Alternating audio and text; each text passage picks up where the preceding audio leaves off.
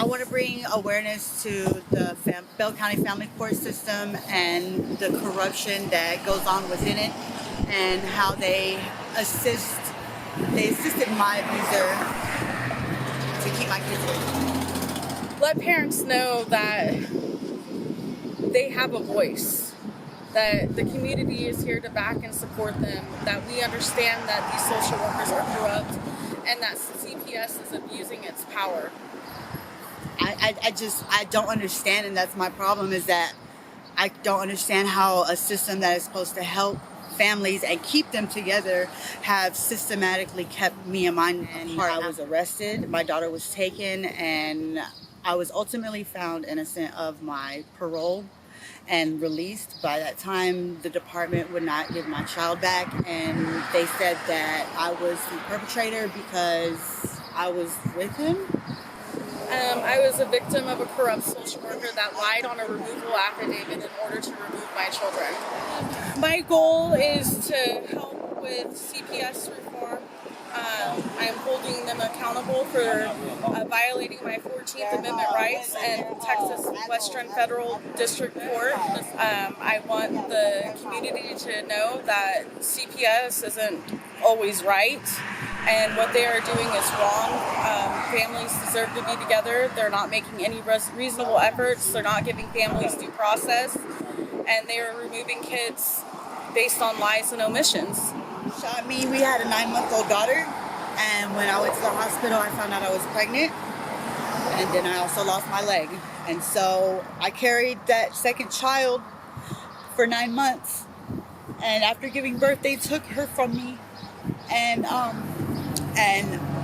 only had 4 hours with my daughter since she was born. That's it.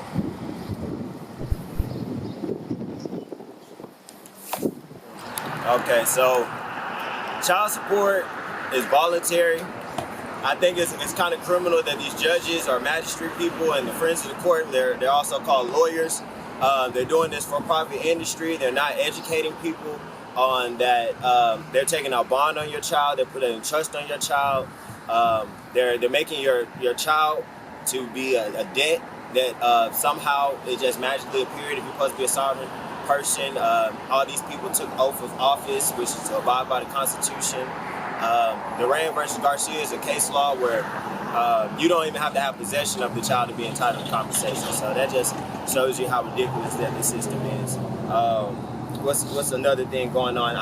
I know this young lady right here, she spent over $100,000 so far trying to get her child back.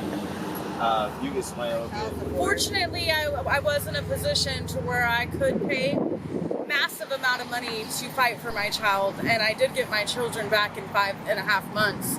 But there are a lot of people that aren't fortunate, and in that process, I spent nearly $100K fighting for my son. I was never accused of abusing or neglecting my son, but in the name of his protection, you removed my son and you abused and neglected him. In 4.5 months, he was moved to 5 different foster homes at the age of 3 years old. Which, in a court of law, ignorance is not an excuse. So therefore, I don't understand why judges and attorneys get immunity. Therefore, a regular citizen who's supposed to be ignorant to the law has to be penalized at every stage of the process. They have to pay for an attorney. They have to be manipulated by the attorney. They have to get sit in front of a fake judge. They have to quote case law. They have to. It's a circus at what they do for your children. It shows that the parents that are dedicated and they stay consistent in it, how much love it really takes to raise a child. And it's just a really strong message that we can't let these people just get in the way of that. And as you can see, those are the videos right there. You can go on mine and see it.